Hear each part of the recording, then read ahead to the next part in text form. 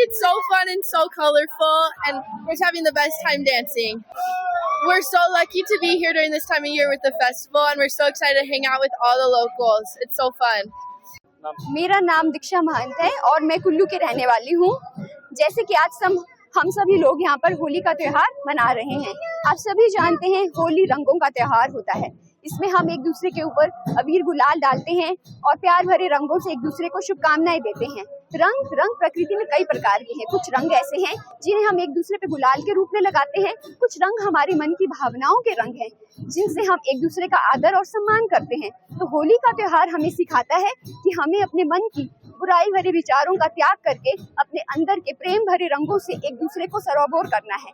हम इस त्योहार में होलिका का भी दहन करते हैं क्योंकि हम जानते हैं होली से पहले 8 दिन तक होलाष्टक चलते हैं और होलाष्टक का समय हमें कष्टदायी समय माना जाता है क्योंकि ये वो 8 दिन थे जब भगवान नरसिंह जी का अवतार होने से पहले हमारे भक्त प्रहलाद जी को प्रताड़नाएं दी गई थी।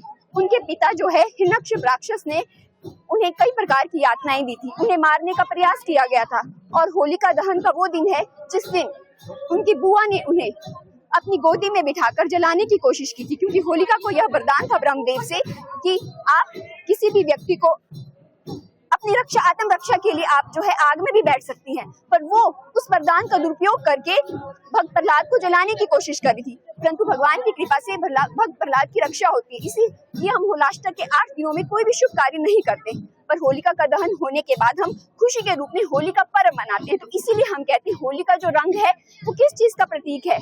सच्चाई अच्छाई की जीत का प्रतीक है, बुराई की नाश का प्रतीक है। इस दिन हम एक दूसरे को सच्चाई और अच्छाई के रंगों से रंगना है और अपने बुरे विचारों का नाश करना है। होलिका का दहन हम जला के तो करते हैं, पर अपने मन जो है सबसे बड़ी चीज है, उसमें हमें अपने बुरे विचारों का नाश करके सच्चाई और अच्छाई के रंगों से एक दूसरे को रंग के प्यार भरी होली को खेलना है। धन्यवाद।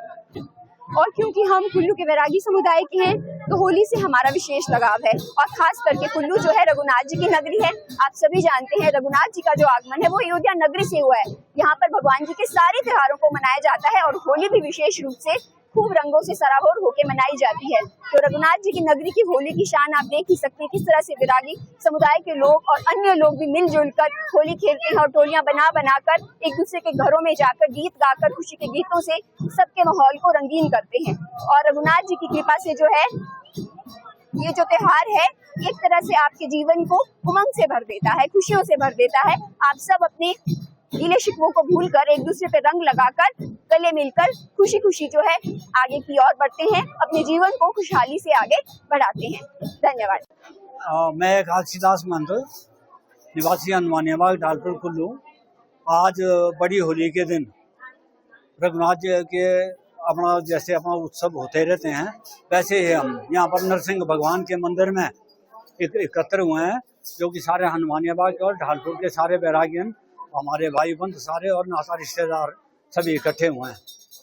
रघुनाथ जी जब से 7वीं शताब्दी में कुल्लू पधारे हैं तब से लेके जो बैरागी समुदाय के लोग जो हैं वो मथुरा वृंदावन और अयोध्या से रघुनाथ जी के साथ आए थे।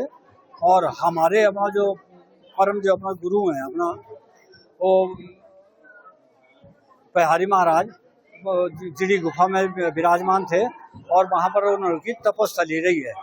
तो ये जो उत्सव है हम अपना बड़े धूमधाम से मनाते हैं। बाकी उत्सव तो अपना जो है 2-4 दिनों के होते हैं, 1-8 दिन में अपना निपट जाता है। लेकिन जो होली का उत्सव है होलाष्टक से तो अपना चरम पर होता है, लेकिन 40 दिनों तक जब रघुनाथ जी अपना ढालपुर मैदान में आते हैं तब से लेके अपना उत्सव मनाया जाता है। और रोज शाम के समय में जब रघुनाथ जी की पूजा अर्चना होती है उस बैरागी समुदाय जो है अपना डफ और जान में अपना होली के गीत गाते हैं और महाराज की अपना पूजा अर्चना होती है। इसी क्रम में आज सभी लोग यहाँ एकत्र हुए हैं। आज बड़ी होली का दिन है और बड़े धूमधाम से पहले यहाँ मनाया जाएगा, उसके बाद हम ढालपुर में जाके इसका समापन करेंगे और शाम को अपना होलिका दहन होगी। उसके पश्चात होली जो है बंद हो जाएगी कुल्लू में। तो कुल्लू जनपद में जो है वो अब तो पहले तो बैरागी लोग ही खेलते थे, लेकिन अब तो सारा कुल्लू ही रंगों से सरोवर रहता है और सभी लोग बड़े धूमधाम से मनाते हैं।